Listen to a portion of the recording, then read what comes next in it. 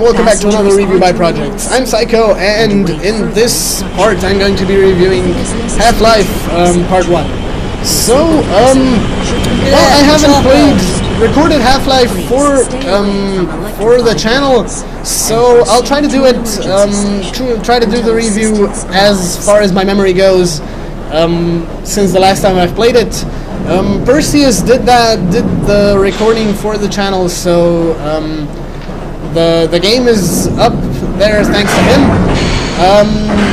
But I'm going to be doing the review probably more or less from the memory, how I remember the game, since I played it last time. I just hope I'm not gonna go into the details of the story that much. I'm just gonna go with the base, the point of the story. So let's get to the review.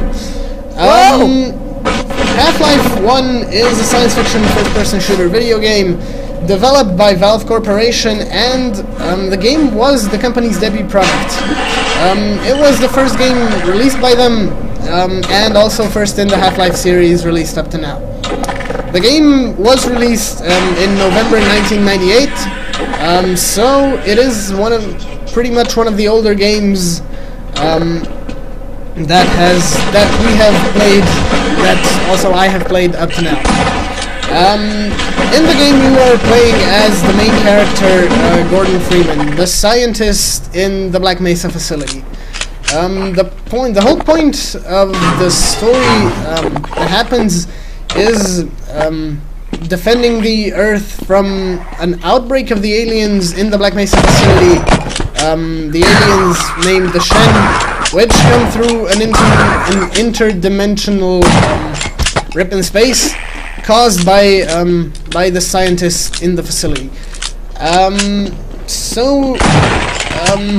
Well, as far as the gameplay goes, it's, as said before, it is a first-person shooter game, among the first ever, created or made. And the gameplay itself is still on level with today's some of today's games. It is really good if we take it that it was released in the year 1998, which is quite a long time ago. Okay, let's launch. And as the gameplay goes, the story itself is really awesome. And the thing I probably like most about the gameplay, even though it was released that long ago, the game still features a great big arsenal of weapons. You can there's probably, I think, around 20 weapons, if I'm not mistaken. Pistols, SMGs, crowbars, alien guns. There's really a lot to choose from, so do it again, you can pretty much go with the gun you like. Even though it was released, even though it was among the first-person shooter games, the variety of the things that you can get is quite big. So probably because of that and the storyline and the gameplay itself, the game is still among the best first-person shooter games that have been released up to now. It's among the top 10 of mine, probably, the first-person shooting games I've played, and also pretty much the games I've played. It has been, and I think it still is, ranked #1 by WatchMojo.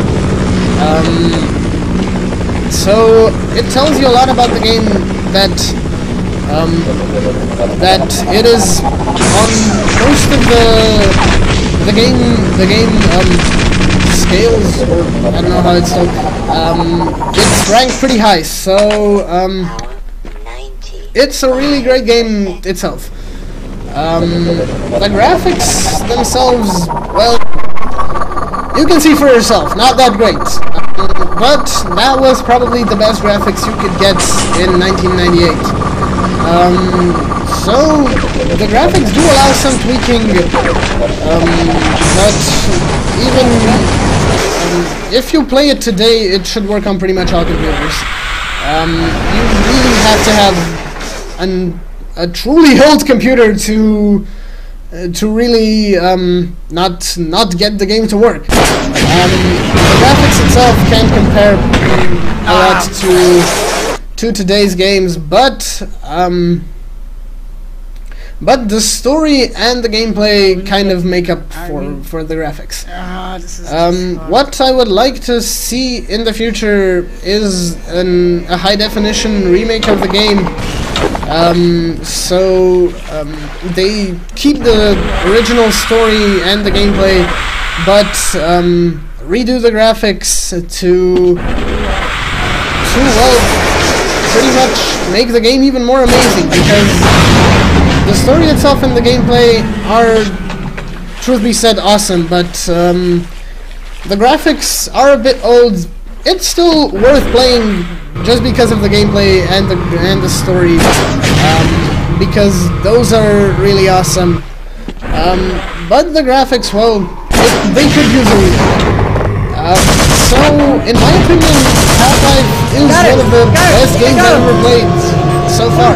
It features a great story, a great gameplay, and is truly worth all the time invested in the game.